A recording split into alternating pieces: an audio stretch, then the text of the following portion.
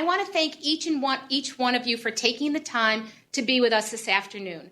We have 6 telepresence systems or room locations that we're broadcasting to, including mine here in RTP, as well as 50 attendees across our various WebEx nodes as well.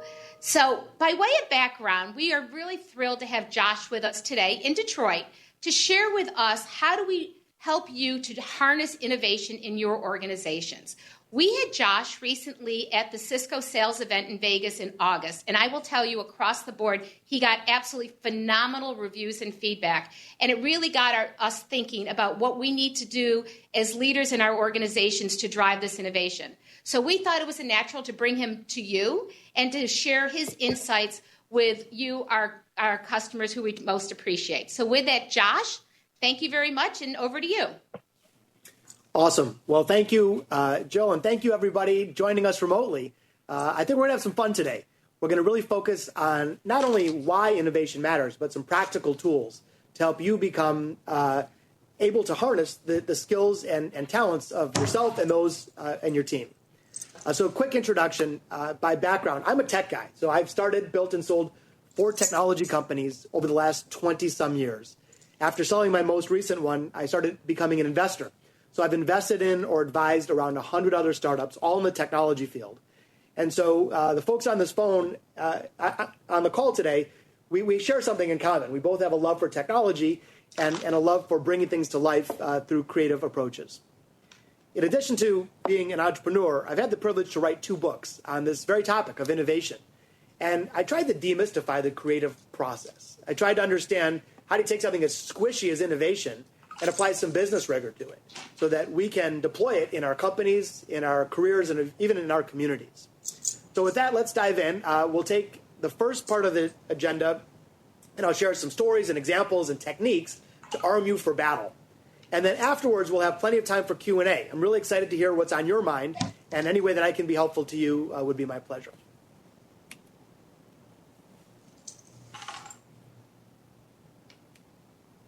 So again, today what I'd like to focus on are some fresh approaches to tackling the very complex problems that you're facing on a daily basis with an unorthodox approach, with applying principles of innovation, of design, and creativity to drive better outcomes. Speaking of innovation and technology, wow, are there some amazing things happening.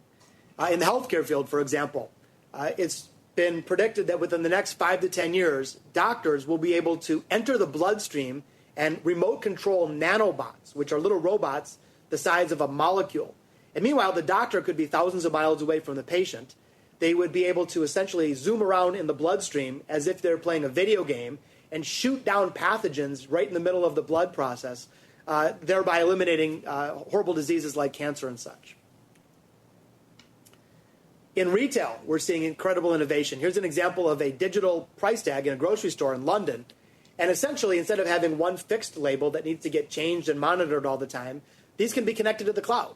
And so if a particular item is starting to have the shelf life reduced, they can put it on sale. If there are particular parts of a day, such as a late Tuesday afternoon, where product isn't moving fast enough, they can, of course, change it in real time. And so based on demand and supply and price points, they can adapt in real time, and these prices will automatically change. Again, technology at the forefront of what's happening on the business side. And even in energy, I mean, I'm in Detroit, so we're seeing incredible alternative energy innovations. And of course, those that are even a little more far-fetched. This is one that's a home-use alternative energy device and driven by, of course, dog poop. And this allows you to use methane gas, essentially, to power your house, although there are some drawbacks, not the least of which is the size of your dog.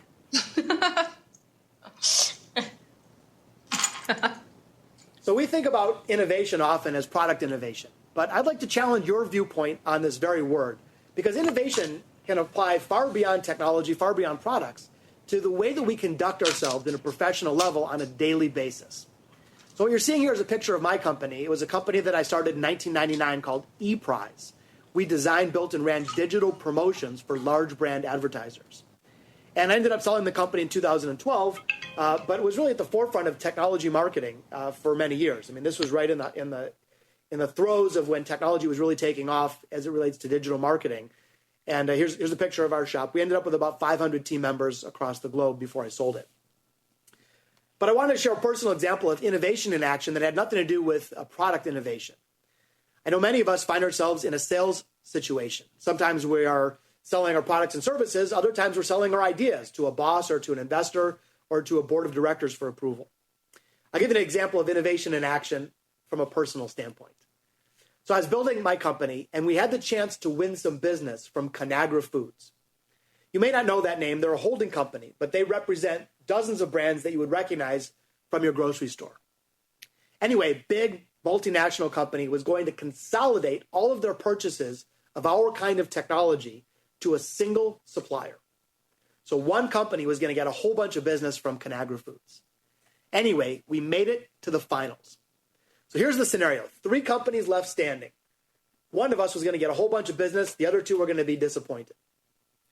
The problem is the lead buyer, the decision maker, well, he was kind of a jerk. No, actually, he was really a jerk. This guy was condescending and abrasive and arrogant, all the things that we can't stand with a customer. Anyway, the other problem is that the process was dragging out. He was taking forever to make a decision. We all just wanted some closure. Well, I bumped into this gentleman and his wife at an industry conference. And I'm trying everything I know to wine and dine him to get him to sign the deal. Nothing's working. This guy is standoffish. Nothing's getting through. Well, I saw him and his wife again at the airport. And it turns out that we were all on the same outbound flight. So what happens next? Can't even make this up. He gets an upgrade to first class. So being the gentleman that he is, he takes the seat for himself, sends his wife back to coach. Just for the record, if I did that with my own wife, like, game over. That's not happening. Anyway, what unfolds again, can't even make this up, is that I'm also a frequent flyer, and sure enough, I get an upgrade as well. And I get the seat next to him. So now my sales instincts are kicking in. I say to myself, this baby is mine. He's going down. He's not getting off this plane until he signs a deal with me. But then I paused. In the same way I would encourage you to pause when you're facing a challenge, technology or otherwise.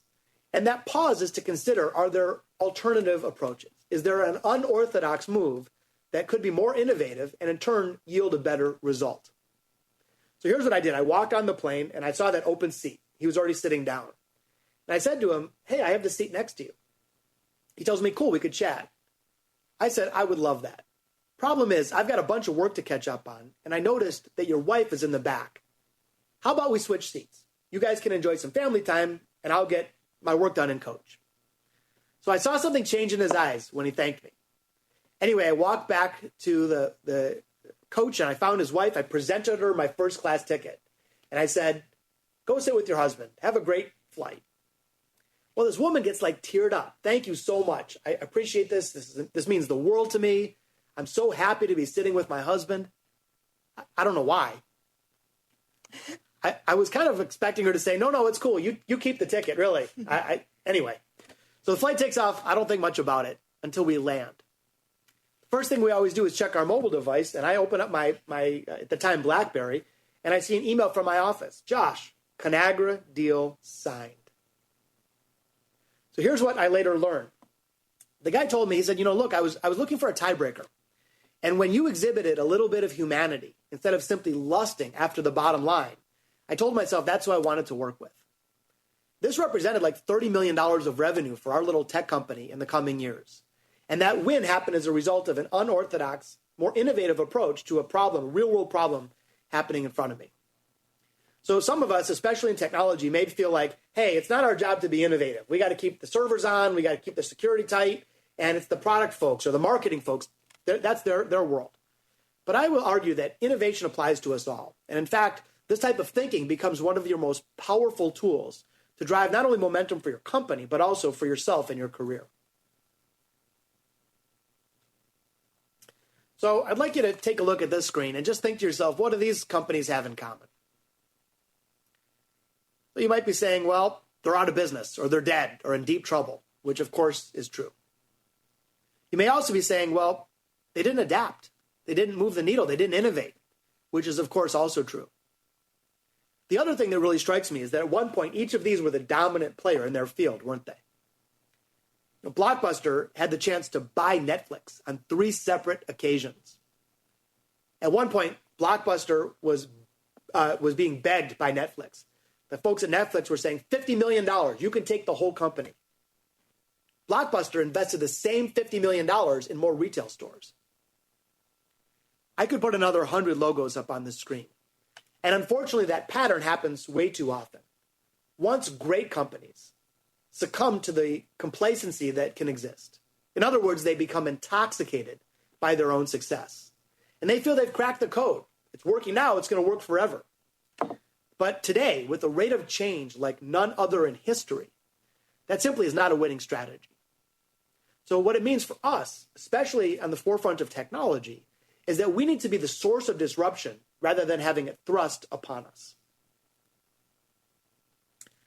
So here's a question for you while we're asking questions. Who was the world's largest retailer in 1950?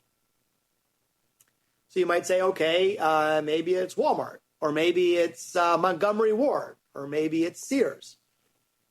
Well, actually, it was A&P. A&P at the time had 16,000 locations. They had tripled revenue in the last decade to $3 billion, which is a lot of money in 1950 dollars. And they felt that they were untouchable. They were the dominant player. They represented a 15% of the U.S. grocery market in a highly fragmented industry. But that point of success was actually the beginning of the end. What ended up happening next was really unfortunate. They became really complacent. They sold their shelf space to the highest bidder instead of catering to their customers. And when people moved from cities out to the suburbs, they decided to stay put. And essentially their sales tapered off and never regained momentum. 2013, A&P filed for bankruptcy, totally gone. So it's really unfortunate that, and again, I could share dozens more examples like this, of a once great company falling to the trap of complacency. So I've had the chance to write for Forbes over the last 6 or 7 years. I write weekly. And they do something pretty cool. They have a Forbes Innovation Premium Index. So for those financial folks here on the call, essentially what they do is they take a look at how are stocks valued compared to how much innovation is perceived to be happening at that company. So what they do is they take a valuation based on their stock price of the normal indicators, like discounted cash flow and net present value, etc. Then they strip out all the extraneous factors, and what's left is essentially an innovation index. In other words, how much of their market value is being determined by how innovative the company is perceived to be. So, for example, Tesla Motors, when you look at their actual stock price compared to the other factors that would normally drive value, their stock is being valued at 84% higher than it ought to be, simply because the world perceives them as an innovation machine. The reason I bring this up is that sometimes creativity and innovation feels like this squishy, nice-to-have topic. But I will argue that it is our single most important driver of performance, both in the near term and more importantly for sustainable success. In other words, while these companies are enjoying a premium, on the other hand, if we fail to innovate, if we don't adopt this type of philosophy, there essentially becomes an innovation tax. In other words, your stock becomes undervalued because you're not keeping up with the times with respect to innovation. So here's a question for you. What's the single most powerful technology on the planet? So we might say, well, it's got to be invented by Cisco, clearly. Or we might say, okay, it's cloud, or it's mobile, or it's big data, or it's whatever else, Internet of Things. But my argument is this. It's human creativity. And certainly Cisco deploys a lot of this and has for years. But this is a technology that's within the grasp of us all. It doesn't matter the size of our server farm or the amount of bandwidth that we may have. And human creativity, in fact, has been the driving source of technology improvements and all improvements in civilization since the beginning of time. This becomes the single most powerful technology at your disposal. And in fact, the technology that you actually run becomes a tool to drive more creativity, not the other way around. I often think to myself, what if Mozart had a Mac? So on the one hand, you might say, well, his body of work would have expanded by tenfold. He would have written that many more symphonies because he didn't have to hand transcribe every note. On the other hand, what if he used that technology as a crutch? In other words, maybe instead of 10 times the work product, What if his work product was 1/10 of it because he started leaning on the technology, doing things for technology's sake instead of to advance his art? I think there's an important lesson for us in the field of technology, and I'm guilty of this for sure, is that sometimes we do technology for the sake of it, because it's cool, because we can.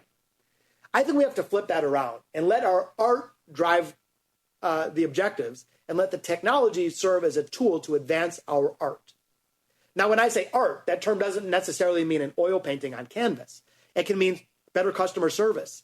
It can mean better ability to recruit top professionals to our company. It can mean improving sales and better serving our community. So it doesn't have to be physical art to be art. Art is the purpose of the companies that are on this line today. But the cool thing that we have with Cisco technology and the technology at our disposal is we can become cool artists. We don't have to be old, stodgy ones. We can use that technology to advance things in a modern, compelling, passionate way, a way that can't be ignored. So my challenge to you is as follows. No matter what your business card title may say, Chief Information Officer, Chief Digital Officer, etc., is that we all need an additional role, an unwritten one, that of disruptor or innovator or technology artist or Imagineer, as they say over at Disney.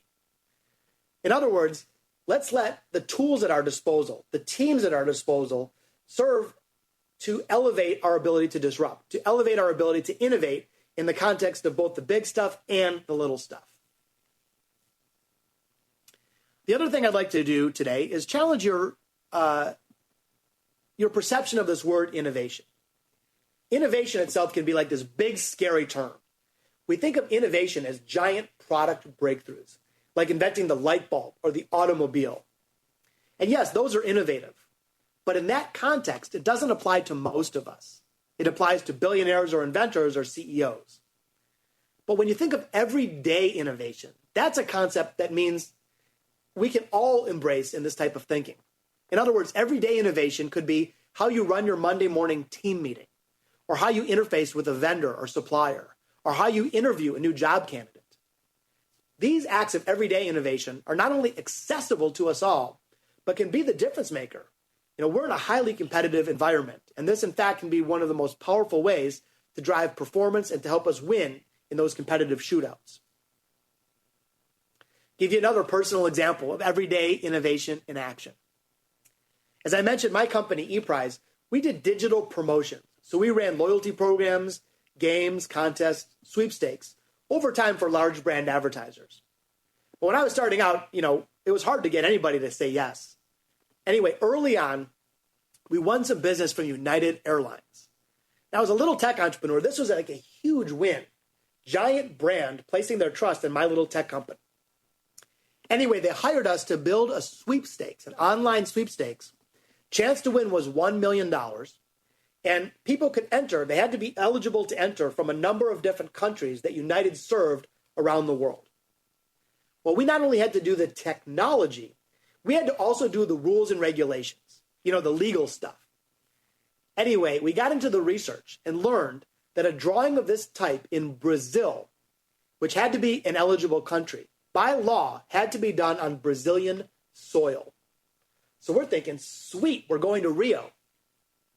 Until we learned that in Australia, which also had to be an eligible country, a drawing of this type had to be done within the physical boundaries of Australia. Now, this was a problem. We didn't have an extra $1 million laying around to give away 2 prizes. I'm not about to run an illegal sweepstakes. I didn't want to have to go back to my big new client and tell them we're too stupid to take your business. Anyway, the answer came not from me as the CEO, not from anyone with a fancy title. It came from an individual team contributor in our legal department. Her idea, not exaggerating, saved my company. And her idea is what we did. She said, Josh, do the drawing at the Brazilian embassy in Australia. Think about it. Technically Brazilian soil, technically in the boundaries of Australia. Saved my company. So again, example of everyday innovation in action. And I'll tell you, as a leader, even though it wasn't my idea, the only thing I did was I created a culture where crazy ideas were savored instead of punished. The biggest blocker of creative thought is fear. Not natural talent, it's fear. So we created a culture that's safe for people to share crazy ideas, and those ideas, like that one from this young woman, came forward and saved my company. Unfortunately, most companies have platitudes in their lobby. We celebrate innovative thinking. But if someone comes forward with a wacky idea, they're sent to the corner and stuck in timeout. As technology leaders, what we need to do if we want to really stoke the flames of innovation in our teams and throughout our company is to make it safe to accept ideas good and bad and realize we need to get through some of those bad ones in order to get to the gems. So as I mentioned earlier, I've had the privilege really to write 2 books on this topic. I'm a technology entrepreneur by trade, but I saw again and again the most successful people and the most successful companies were the ones that embraced this type of thinking. Whereas the ones that didn't, well, Blockbuster Video, Pan Am Airlines, Kodak. So I tried to come up with a systematic approach to leverage creativity. And the research was based not only on my own experiences, but I had the chance to interview over 200 thought leaders. So on the one hand, I interviewed CEOs and billionaires. On the other hand, I interviewed artists and musicians and teachers. Pretty cool. Across all these different ages, genders, and geographies, there were some very common patterns, common philosophies or approaches of the most innovative people and the most innovative companies. And that's what I wanted to share with you today. 5 big ideas that you can deploy. And these, are the obsessions of we entrepreneurs, but they're also the obsessions of innovators in big companies and teachers and artists. So by embracing these obsessions that apply to entrepreneurial thought, inside or outside a big company, you can bring them to work for you and put them to practice in the domain that you serve. So let's dive in. The first obsession of the most innovative people and companies is around curiosity. It turns out the more curious you are, the more creative you become. Pretty simple. But how do you do this? Well, what I would encourage you to do is ask a lot more questions. So again, we are often in a situation, we have to make a fast decision, but anytime you can pause and ask questions about it, ideally questions that start with why, what if, and why not. These types of questions force you to challenge conventional thinking. It forces you to imagine what can be instead of just what already is. Another tool I'll share, and again, it's important for me to arm you for battle today with some practical tools. This one was pioneered by Toyota. It's called the 5 whys. So if you want to get right to the heart of an issue, you ask why something and then go 5 layers deep. So for example, we just implemented a new security system to block cyber attacks system-wide. We were really excited about it. We thought we were going to reduce denial of service attacks by 35%. And it turns out we only reduced them by 4%. Why? Well, get the answer and say, well, why that? Get the answer again and say, why that? And by going 5 layers deep, it's unbelievable how the curiosity and creativity leap to the surface. Again, I know we're super busy and our instincts often tell us to leap for the first answer. But the more you can question the proposed solution, the obvious solution, and or the very problem that you're solving, it opens up your mind to a whole new set of possibilities. So I'm sure you remember this guy from either your childhood or reading books to your kids or neighbors or nieces or grandkids or whatever, Waldo. So remember when you read a Where's Waldo book, think about what happens to your awareness. So if you just looked at a page of art, you barely notice anything. But if you're reading a Where's Waldo book, you start to notice all these little intricacies, all these details that are right there in front of us that we would normally glaze by. The cool thing about it to me is that means we can turn on Where's Waldo levels of awareness with a switch. In other words, if we put our mind to it, we can notice all kinds of stuff. For example, if you just took 2 minutes and looked around the room and said, what could be improved? You would find things that you hadn't even noticed when you walked in. Oh, there's a ceiling tile that's discolored. Oh, the plugs could be closer to the desk so I could reach better with my laptop.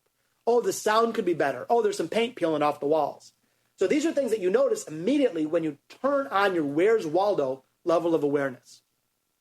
Similarly with curiosity, this is a kind of a fun thing. So for example, you might, rather than leap to a conclusion when you're working with your team on a technology challenge, you might say, hey, let's take 5 minutes and play Where's Waldo. Let's really notice all the intricacies of the problem, the proposed solutions, the task at hand, the lines of code, and you may start to see things you hadn't seen before. On the other hand, the opposite can occur.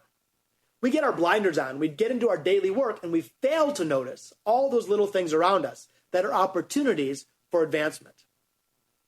Here's an example. Take a look at this and maybe ask yourself, what's wrong with this image? But you probably guessed, it's a FedEx mailing label being sent to UPS. Ouch. Well, I'm building my company. We win some business from UPS. Big company, we're excited, we're pumped, we're slapping high five, and we had to mail them their contract. You guessed it, we mailed it to them in a FedEx envelope. Can you imagine the FedEx guy walking up to UPS headquarters like, hey, I got a package for you. So my client calls me, and let's say I learned some new vocabulary words that day. She was displeased, to say the least. So I go to my team member, and I'm like, what are you doing? Like, how does that logistically even happen? You have this big orange and purple logo, and you're writing UPS. Like, how does that even happen? Mind-blowing. So this woman tells me, she says, Josh, our contract is with FedEx. Now, she wasn't a bad person. In fact, she was a wonderful person. She wasn't an idiot. She was very, very smart. But, she's used to sending out packages via FedEx, and she didn't even think about it. So this is the type of thing that these opportunities are all around us. And I'll tell you, if that's happening at my little tech company, it's for sure happening at every company on the phone. And it's not a criticism. It's just human nature. But what we can do as leaders is rise above that by bringing our Where's Waldo level of awareness. By the way, just while I'm making fun of myself, we had to send them some other materials from a different department later in the project. Did it again. FedEx envelope. Client calls back, are you kidding me? So finally, when we would launch a promotion, we would often mail them like a piñata with our logo and a little bat. Maybe your promotion be a smashing success. You guessed it, FedEx box. We did it 3 times. 3 times. Our client was beside herself. Luckily, we saved the business. But the point I'm making is, again, these are not bad people. They're people just like all of us. We have to encourage this Where's Waldo level of awareness to drive optimal performance in our teams. So I'll share one more technique before we move on to the next obsession of the most innovative people and companies. This one is actually probably my favorite. It's called role storming. As I mentioned earlier, fear, not natural talent, fear is the biggest blocker of human creativity. It's that insidious force that strips us of our best, boldest ideas. The way to get past that is a technique called role storming. Now, we all do brainstorming. The problem with brainstorming is that you may be in an environment and you don't want to look foolish.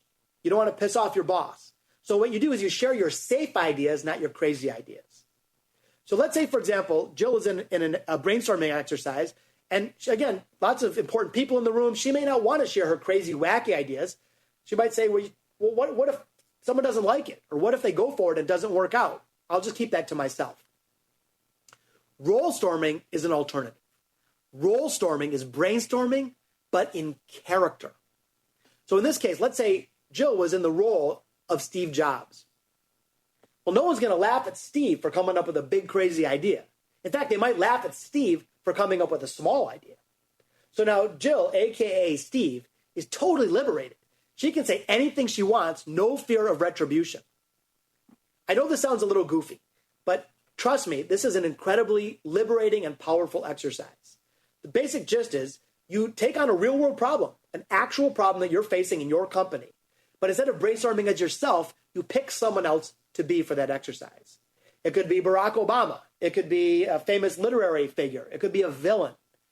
And it is completely opening in terms of, in other words, you're trying to think through their lens. How would they solve that problem? If you don't take my word for it, I was doing this with a group of executives at Sony Japan. I met this guy, stiffest human being I've ever met in my life. Gray suit, white shirt, ties like this. He's stiff as a board. Anyway, we got him role storming as Yoda. I have never seen personal transformation like this before. This guy's jacket's off, his tie's undone. He's like leaping around the room. And the whiteboards were filled with ideas. I didn't teach him to be creative. That was inside him all along. And that's inside all of us right now today. The issue is that the role he was in forbid it. Put the guy in a different role, and wow, did that creativity soar. Same can happen for us. All right, let's continue on and take a look at our second obsession of innovators, entrepreneurs, dreamers. This one is a real craving for what's next. In other words, it's a future orientation. Instead of looking at what was, it's all about what's next. What's next? One of my favorite quotes of all time is this one. You can't look in a new direction by looking harder in the same direction. But that, again, is human nature. It's a trap that we all fall into. The way we're hardwired. In other words, as a kid, you touch the hot stove, you burn yourself, well, you never do that again. So we make our choices based on previous experience. What happened in the past is our reference point. The problem is that can be a very dangerous trap because the world is changing so rapidly. So when we go to solve a tech problem, we instantly reference what worked well in the past, and our first instinct is to do that. Instead, we need to sort of let go, to shed that past, and think more about what's next. What's next? So this guy, whether you like him or not, is if you don't know, Coach K. He's the #1 men's college basketball coach in history. He's won over 1,000 games. Well, Coach K here has an interesting philosophy that I wanted to share, and he attributes much of his success to this concept. What he's done is he's trained his team, everybody on the court and those standing on the sidelines. After every single play, they all chant out something together. It's almost like a mantra, and often the cameras will pick this up. After every single play, they all chant out together, next play, next play. The thinking is that no matter what just happened, good or bad, if the players are worried about it, there's no way they can be fully engaged in the task at hand. So Coach K has trained his team to literally shed the past every 20 or 30 seconds. And in turn, it's led to incredible victory. That's exactly what we need to do when we're facing choices, whether it's a quick bug fix on a tech line of code or whether it's something much more complex, such as which platform to invest in for the future. Thinking about what's next and letting go of what was. And of course, in the field of technology, we all have many best practices. The problem with a best practice is that the shelf life may be shorter than you think, because again, the world is changing so rapidly. So my challenge to you is take a look at those best practices, put them under a microscope, and see how you can change them to become a next practice. Think about Cisco technology for a minute. Version 5.0 comes out and it replaces version 4.0, whether it's hardware or software. That's an evolutionary process that happens throughout the world of technology, but we can also apply that same evolutionary process to the very practices that we engage in. It doesn't mean that, in other words, the way we conduct a performance review for one of our software engineers should stay the same forever. It's the opposite. Let's look at a version 2.0 or 3.0 of how we run our business as leaders, how we conduct ourselves in real time. Look for next practices. So here's an example of thinking about what's next. Amazon, of course, is a giant e-commerce retailer, and they were thinking about what's next for their customers. So they started thinking, or if your instinct was, if you worked at Amazon, okay, we better make sure our page layout is great and our UX is terrific. But they actually went a step further, thinking about what's next. One insight they had is, a lot of times when we want to buy something, we're not in front of a computer or even our mobile device. So how could they make the buying process super simple? Well, they leveraged technology with this thing. You may have seen it called an Amazon Dash button. So here's the use case. It's a little glue-on button that attaches, in this case, for example, to your washing machine. So what it does, it connects to your Wi-Fi and your Amazon Prime account. So when you're right there, when you put the detergent in, you realize you're out, you just push the button once, it auto-connects to your Wi-Fi, auto-connects to your account, and ships for free that same detergent to your doorstep in 2 days. Now, they have hundreds of these buttons. So it could be for detergent. You could put a little button in your drawer in your kitchen so you can reorder plastic bags or diapers for your kids or lotion for your skin. So the idea, again, is they took this what's next approach to better connect with their customers. Again, the technology in this case drove the art, which is serving their customers better. And in turn, it led to a terrific outcome. I mean, if you have this, why are you going to bother to go to Target to buy your laundry detergent when you can push one button and don't have to think about it? What's next in action? Company in my home state of Michigan, Whirlpool, also was thinking about what's next. And this is what I want to encourage you to do, is to think about what's next and expanding your role. So when we think about our role as chief information officers or chief digital officers, it may be fixed, but we may be able to expand beyond that through innovation. Here's an example with Whirlpool. So Whirlpool, you think about what do? Well, they make appliances, dishwashers and such, laundry machines. Anyway, they took an expanded role, and researchers were in the home. They really thought about themselves more as making people's lives better in their homes rather than being an appliance manufacturer. So in tours, people would walk around beaming with pride. Look at my beautiful kitchen. Look at my gorgeous laundry room. And then when it got to their garage, it was like, ooh, look at my garage. Let's go past that quickly. So Whirlpool decided to strike. And they said, let's invent the first fully integrated system specifically designed to make your garage as beautiful as your kitchen. So a fully owned subsidiary called Garage Tech was launched. Today, it's a multi-$100-million line of business. And it happened because Whirlpool was thinking about what's next for their customers, what's next for their company, as opposed to just what is, in that case before, manufacturing appliances. All right, cool. Well, let's continue on our journey and take a look at our third obsession of the most innovative people, most innovative companies. This one is around defiance. So when you see a tradition, and your instinct may be to blindly salute the flag of the past, I would encourage you to ask yourself, is there a way you can defy the tradition in order to yield a better outcome? So I thought I'd illustrate this with an absolutely low-tech example of donuts. So the glazed donut, to me, is the very symbol of a commodity. No matter where you go in North America anyway, same ingredients, same flavor, and pretty much these guys are 50 cents a piece. Unlimited supply, total commodity. Well, Dominique Ansel started thinking. Dominique is a French-trained pastry chef. He studied at the Culinary Institute in Paris. And he started thinking, how come there's no innovation in this boring world of donuts? Turns out the donut industry is a $12 billion industry just in North America. Who knew? So Dominique said the following: what if I put a layer of innovation? What if I attacked the tradition of donuts and added a little layer of innovation on top of a commodity offering? His invention, the cronut. Now, the cronut is basically like a croissant and a donut hooked up and had a love child. That's a cronut. And they come in funky flavors like strawberry marzipan and chocolate limoncello. As I mentioned, typical donuts, 50 cents a piece. These babies are $5. Now let's just put our business hat on for a second here. 10 times increase in price point. Now his cost of goods sold didn't go up tenfold. Tech didn't go up tenfold. His G&A costs and sales and marketing costs aren't up. But a little layer of innovation on top of a commodity yielded a 10x improvement in performance. By the way, this is the line at his store in New York City. There's a line around the block 7 days a week.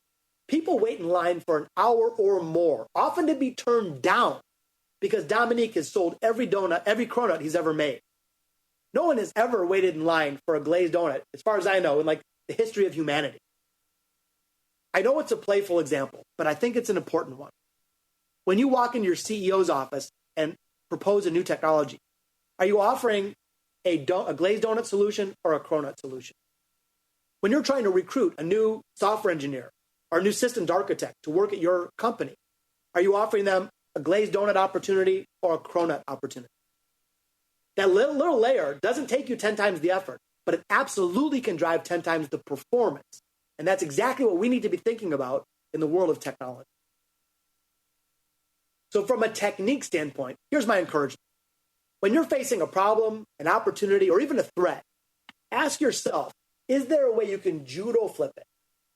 In other words, can you take the proposed obvious solution, or even the problem itself, flip it upside down in order to drive a better result? An example would be when you offer the seat next to your hot sales prospect to his wife. That's a judo flip in action. Another type of defiance I'll share, a pretty cool story. This is a woman named Ivy Ross. She was in charge of innovation at Mattel, the toy maker. She's now moved on to Google Glass. Anyway, Ivy had a cool insight. She said, the traditional way of innovation happens. These people do innovation, these people don't. What if I defied the tradition? And her insight was this. She says, we can let people leave for 90 days for maternity leave. Why couldn't people leave their day job for 90 days for innovation leave? So she went to her CEO with this wild idea, and she called it Project Platypus. The idea was, let's take 4 90-day groups. So we will take people from cross-functional teams throughout the company, pull them out of their day job, because let's not ask them to reinvent the plane while they're flying. Take away all their line responsibility and let them spend 90 days helping us innovate. So she did the math and proposed the solution to the CEO. She got the approval. So then she does this. She takes these people, takes them to a different building on the Mattel campus, and she tricked it out. It looked like a kindergarten classroom. Lots of cool stuff and colors and toys even. These people started playing around. They took improv classes. They went on field trips to art museums. And it sounds like it's very frivolous. But what happened, the results were anything but that. This frivolous time, this unstructured time, let these people soar. And so all of a sudden, incredible innovation started coming forward. And she blew away all the forecasts that she had gave to her CEO. And this became an ongoing and permanent part of Mattel's innovation strategy. And there was a cool byproduct, by the way. When those people went back to their day job 90 days later, they had a whole different perspective. They were infused with energy and innovation. I'm not saying you embrace this technique exactly. You're welcome to, of course. But my point is, when you're saying to yourself, how can I do innovation better? Take a look at the traditions around it today and ask yourself, how can I defy it? Well, what about customer experience? All of us fly on airplanes, probably more than we'd like. And I'm sure you'll agree, the airline experience is almost identical. Like you hardly remember which airline you're on half the time. Unless you're in South Africa, flying Kulula Airlines. You might notice a slight difference. So in this case, here's what happened. Kulula said the following, the leaders, they said, we can't change our core product, which is flying people around an airplane. But we absolutely can change our customer experience. So the leaders at Kulula decided to use customer experience as their battleground for competitive differentiation and their platform for creative expression. Today, there's simply no way you can confuse a Kulula flight for a Delta flight. It's just not going to happen. So Kulula injected this sense of humor company-wide. They make jokes when you pick up your luggage, when you buy your ticket, over the loudspeaker on the airplane. And what happened was that not only are they having more fun, they're making more money. In an industry that until recently has been plagued with financial ruin, Kulula is enjoying double and triple digit growth, and they have for a decade straight. I'm not suggesting that you necessarily embrace this sense of humor. What you do has to be authentic to who you are. And by the way, when I say customer experience, your customer could be an outside customer, but it absolutely could be an inside customer, those that you serve in the field of technology. But I am saying this, if we can't change our core product, and as a CIO, your core product might be, the technology that you use and the servers, etc. Let's see about changing our customer experience. A wonderful platform for you for creative expression and to drive meaningful results. A more somber example of this, the Children's Hospital at the University of Pittsburgh. Who are their customers? Their customers are sick kids and their families. As I'm encouraging you, the leader said, well, maybe we could use customer experience to make things a little bit better for our customers. How do they do it? These are the window washers. So here's what happened. The idea came forward. The leaders called the window cleaning company, who happily paid for the uniform. So the cost to the hospital system is zero. Now, they had to clean the windows anyway, but while they're doing it, they entertain the children. And this is a game changer. The kids look forward to it for days. It takes the attention away from the medical care. They forget why they're even there in the first place. They feel like they're going somewhere fun. So this little act of everyday innovation, of defying a traditional approach, made a huge difference. Excuse me. It's better for the kids, obviously, better for the hospital system, even better for the window washer. They were previously doing a fairly mundane task and now discovered purpose and meaning to their work. Excuse me. So when your instincts are telling you, I got to throw bandwidth at this, or computing power, or more money, Try throwing your imagination at it. You may end up with a far better result.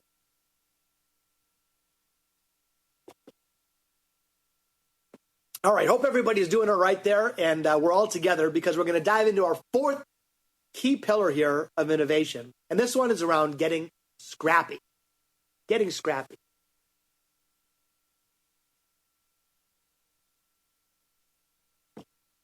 You probably remember this guy, our buddy MacGyver. I'm sure most of us saw the show, but if you hadn't, late 80s television show MacGyver. And this dude would always find himself in some impossible situation. He's like tied to a chair, locked in the basement of a building. The building's about to explode. But instead of whining and complaining about the resources he lacked, he figured it out, didn't he? In this case, it was often with some duct tape and a paperclip. Excuse me, so much so that this has now become a slang term, MacGyvering something. The way I interpret that, though, is as follows. I guess it's a verb, by the way. But to MacGyver, or to get scrappy, is solving a complex problem in an unorthodox way with limited resources. One more time. Solving complex problems in unorthodox way with limited resources. Isn't that exactly what we do every day? I mean, that could be the definition of a CIO or a CDO in our field. But we never have enough resources, even the biggest of companies. We're always short on budget, time, money, computing power, bandwidth, memory, storage, you name it. But what we can do is this. We can let that killer tech, that killer app of our human creativity, fill in the gap for any creativity or for any resources that we lack. Fun personal example. I started my career actually as a jazz guitarist.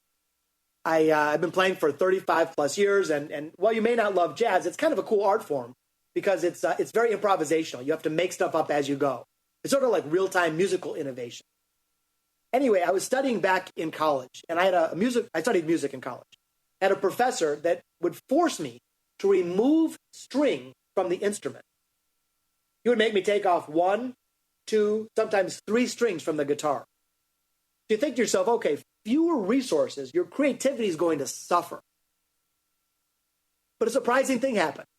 Instead of my creativity plummeting, my creativity soared. I had to solve musical problems in totally different ways. I could no longer rely on my previously held pattern. So funny enough, I was resource constrained, but I had a better output of creativity as a result. We can do the same. Again, we're in resource constrained situations often. Think about this example the next time you are, and think about how you can fill in the gap with your own human creativity when you're lacking the external resources. Another fun, quick example of that, guy I've gotten to know recently, named Bo Coffin. Now, Bo was a man of humble means, did not have a lot of money, he had no formal training or anything, and he was facing 2 problems, kid problems. The first is he was trying to better connect with his 2 children. He really valued the father-child relationship and wanted to form a deeper bond. The other issue he was facing is trying to get his kids to eat healthy. For any parents out there, we all know that's one of the most pressing problems of all. Now, as I mentioned, he had no formal training, did not have a lot of money, but here's what he did. He got scrappy. He decided to create an experience for his kids around one of their passions. So one day, his daughter shows up to school, opens up her lunch, and sees this.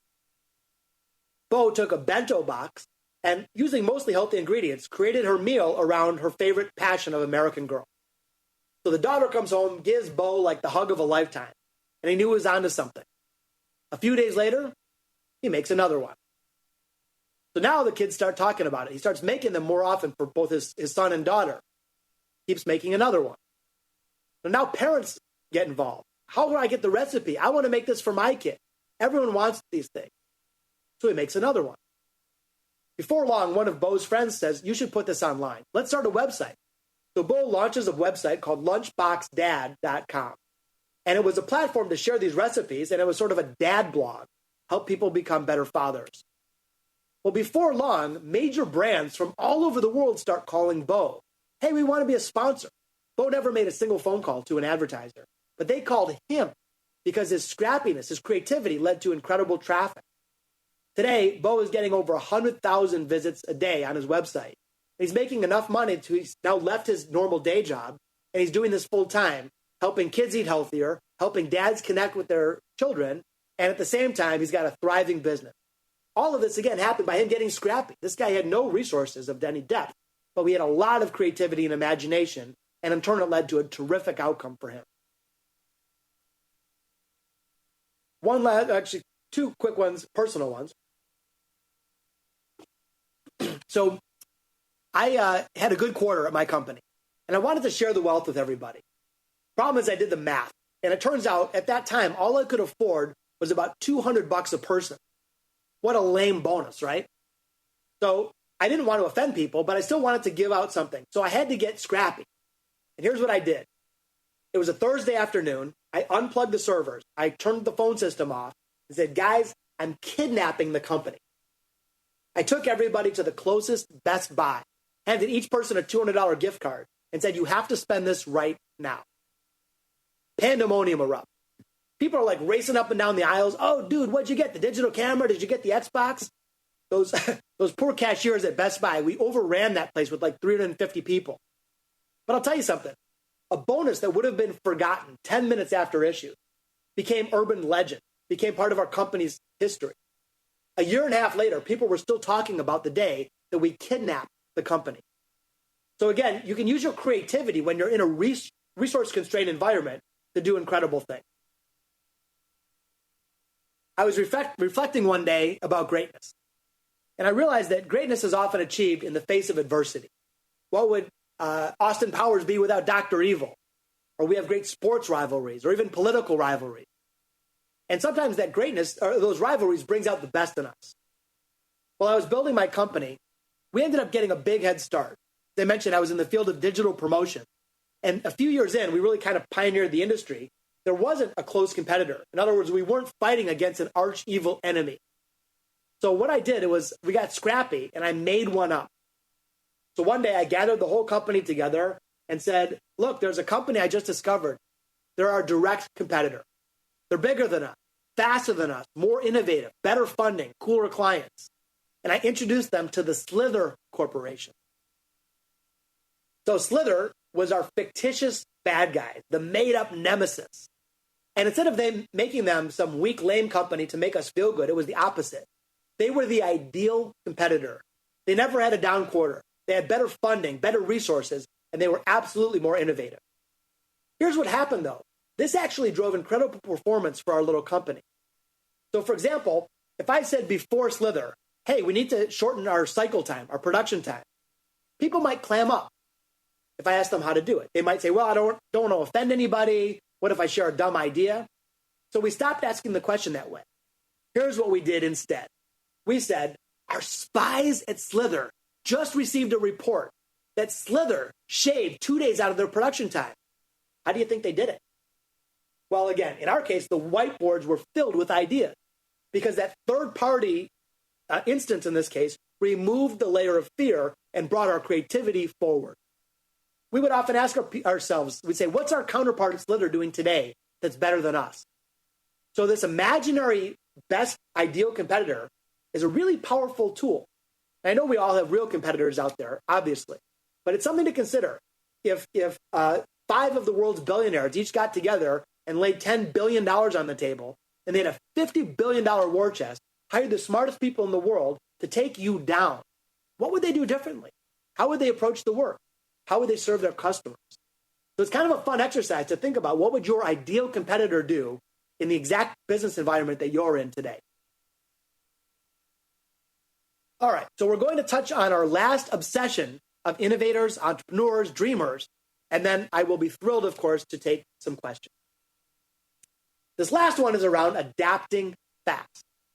In other words, it's not so much the weight and the power of your initial idea. It's more about getting an idea out there quickly and then lots of little pivots and adaptations to get it right. So you can remove the weight of the world that may be on your shoulders when you think, if I don't have the game-changing, pure cancer idea, I better keep it to myself. It's okay to bring forward a half-baked, not fully ready for primetime idea. Actually, most of the most powerful ideas started that way.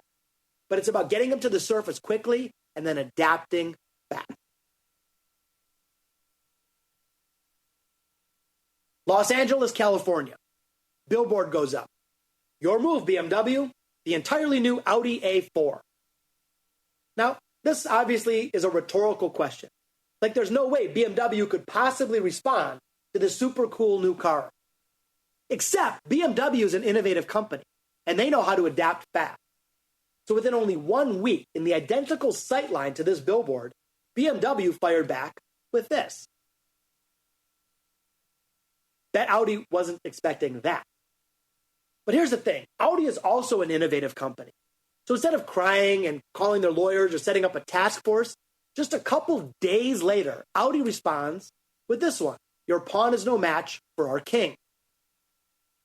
This launched the billboard wars of LA. Both companies volleying back and forth, trying to outdo one another. And in fact, both companies won because they both knew how to adapt fast. If one of them didn't, well, that truly would have been checkmate. And this went on for a matter of months. And in fact, it really got a little weird after a while. But here's the thing. Their competitors were shut out of the conversation. No one was talking about Mercedes or Lexus at this time. And in the end, I think Audi probably got the upper hand because the last series of billboard ads didn't come from their ad agency. They came from their customers. Audi had the foresight to open it up on social media, and thousands of customers submitted ad ideas, many of which became billboards or floating balloons and other things. So imagine this. Imagine getting your customers so engaged, they're writing your ads for you. That's the power of adapting fast.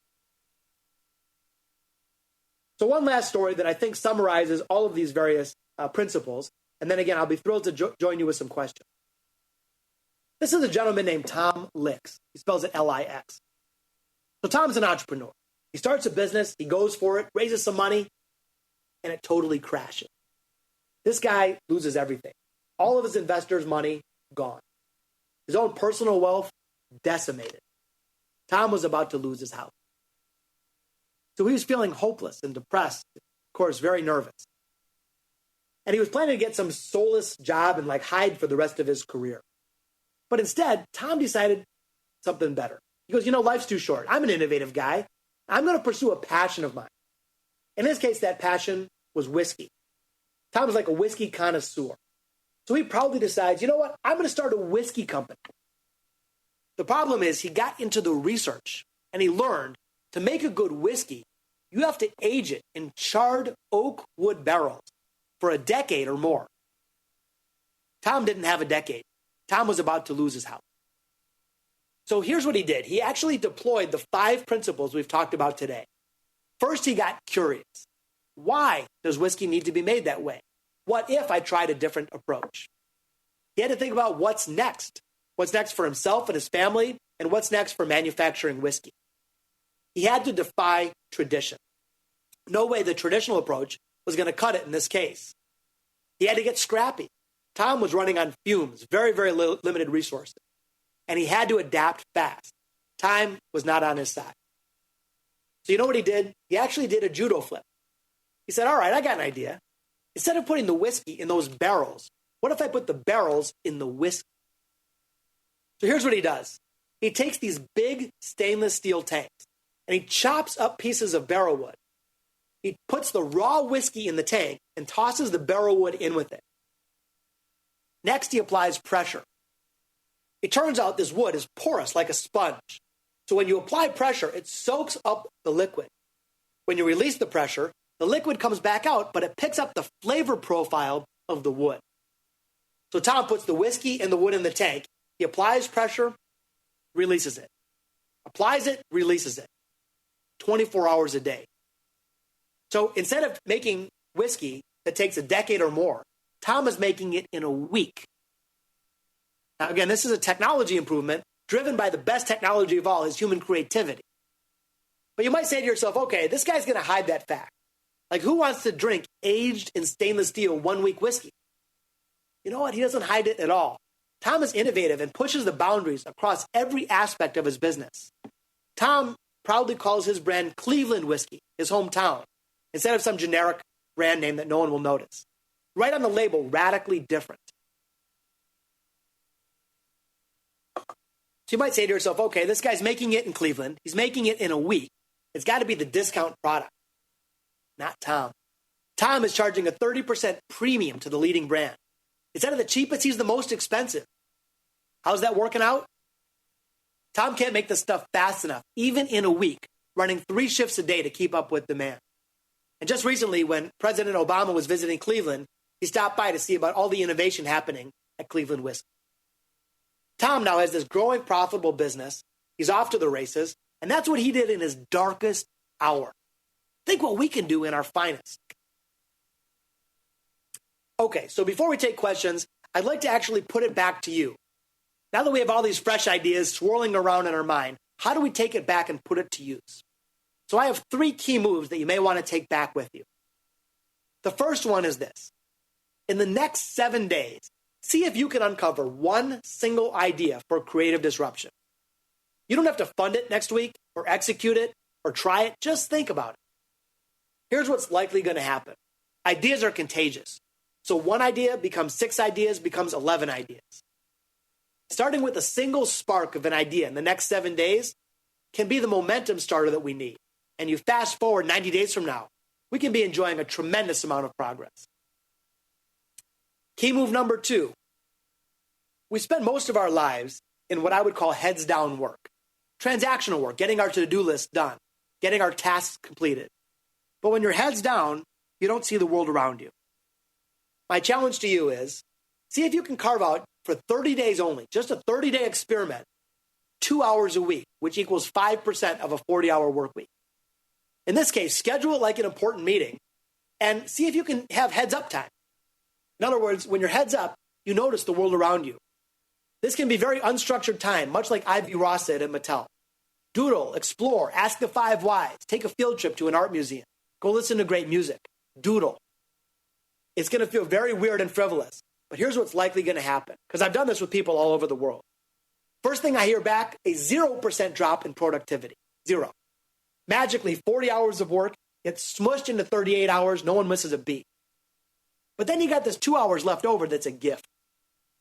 One idea that could come forward could be transformational to your company. And on top of that, it's enormously intrinsically satisfying. There are very few things in life as rewarding as the expression of human creativity. Try it for a month, it's very low risk, and you'll find an enormous amount of momentum. And my last suggested key move is try inventing your ideal competitor. Just like I invented the Slither Corporation, excuse me, ask yourself, what would our ideal competitor look like? How would they approach the work differently than we are today? And how can we take that sense of fresh entrepreneurial creative wonder and bring it back here? How can we make sure that we are the disruptors and rather than having disruption thrust upon us? Folks, before we take questions, I'll just say this. Today we're living in a world of unprecedented complexity, ruthless competition, mind-numbing speed. The stakes are higher than ever, but you know what? The opportunities are also higher than ever. So let's seize them. Let's tap into this most powerful technology of all, human creativity, and let the actual technology at our disposal be the driver of our art. If we can do that, we're going to allow ourselves to soar and allow our companies to seize the opportunities waiting just outside the doors that you set. So with that, I would be thrilled to answer any questions that you may have. Thank you. Okay, thank you, Josh, so much. This is Katie Warren, and we have a couple of questions to start. And if anyone else has any questions, you can go ahead and put them in the Q&A in the WebEx chat. So the first question, Josh, is regarding scaling innovation in your company as it grows. So you clearly have a lot of experience in this area, but what advice do you have for companies that are at the enterprise level and looking to create new culture across departments? Outstanding question. What I found is that innovation gets clunky if it's too big of a team. Amazon does something pretty cool. They like to call them 2 pizza meetings. So they don't want to have more people in the room they only want enough people in the room that 2 pizzas can feed, which I thought was kind of cool. So how do you do that as you scale? What you do is you have lots of micro teams doing innovation instead of trying to have one macro one. Now, here's the cool thing. You can act small even if you're not small. There's an old world company called ITW, $16 billion in revenue, 90-year-old manufacturing company. But they think like a startup. What they do is every time a single business unit reaches a size, I think it's $100 million in revenue, they splice it in half. And so they have now two competing companies, little teams that are both competing with each other, competing for resources, staying scrappy and nimble and flexible and creative, instead of becoming a big, clunky, bureaucratic swamp. So what they do is they keep subdividing, like you would a molecule, into these little creative fluid teams. As a musician, I think I can also illustrate it this way. If you think about classical music for a second, that might be the example of old world business leadership. So one person in the center of the orchestra, who is the conductor, leading all the musicians. You have a big orchestra, 100 people, 200 people, whatever. And the leader's job is to ensure accuracy and precision and alignment.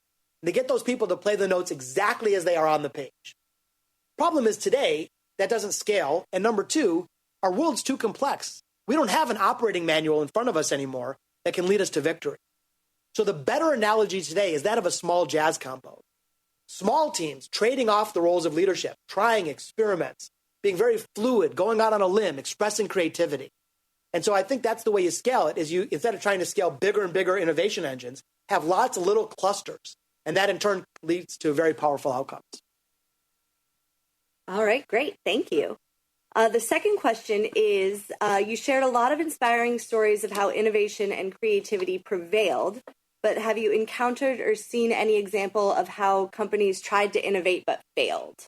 And if so, why did they fail? Yeah, awesome question. Awesome. So the answer is yes. By the way, I've had the privilege really of talking to some of the world's most successful people. I've met Warren Buffett and other billionaires. And the guys that win the most and women that win the most are the ones that fail the most. So we often think that these are superheroes, the Zuckerbergs of the world or whatever, that are these incredible visionaries. They also screw things up too. And I think the point is having the courage to bring creativity to the surface, knowing full well that some will work and some will not. James Dyson, the inventor of the Dyson vacuum cleaner, another billionaire, he actually failed 5,100 times in a row before getting that device to work properly. Seriously, 5,100 failed experiments in a row. So what we can do, and you asked about some notable examples. One is the new Coke. So I think that they embraced change just for the sake of embracing change. They said, well, we better defy tradition. Let's just come up with this new Coke thing. And it wasn't what their customers wanted. So they got away from their customer. In other words, they drove change for the sake of it rather than driving change to serve.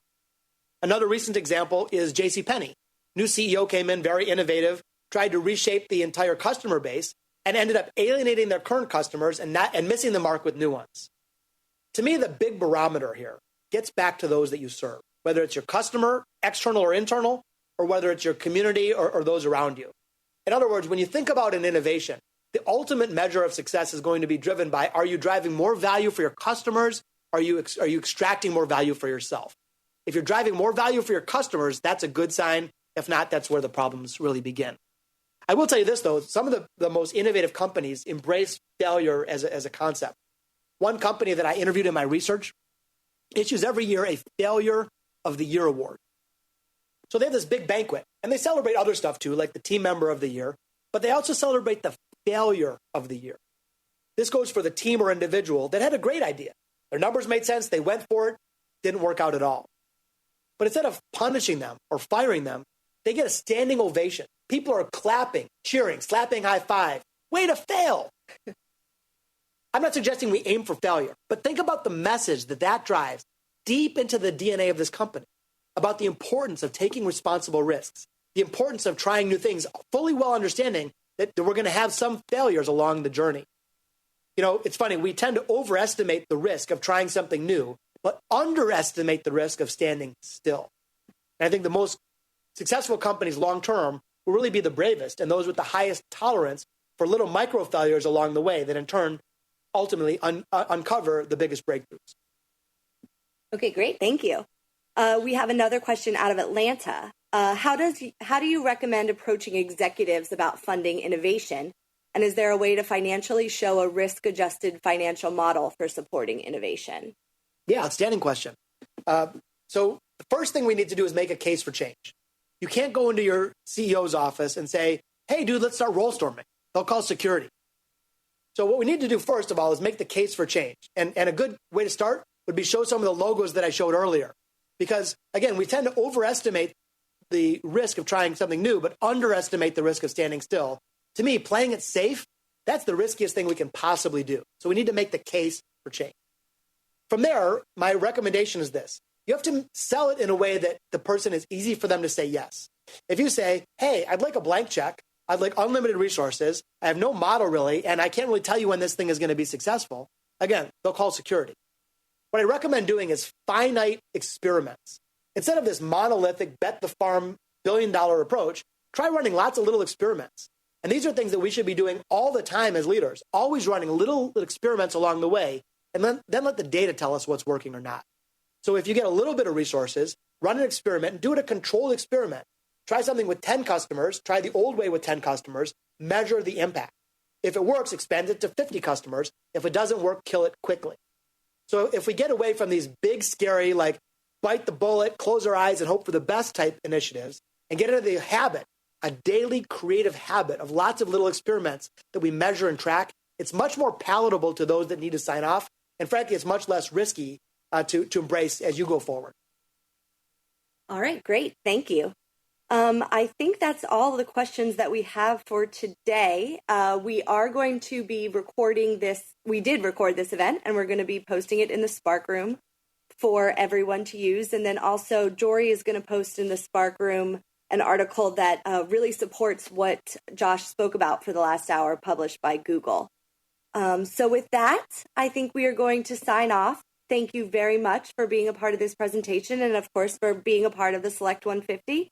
And feel free to reach out with any questions or concerns. Thanks, everyone. Thank you, Josh. Josh, thank you very much. All right.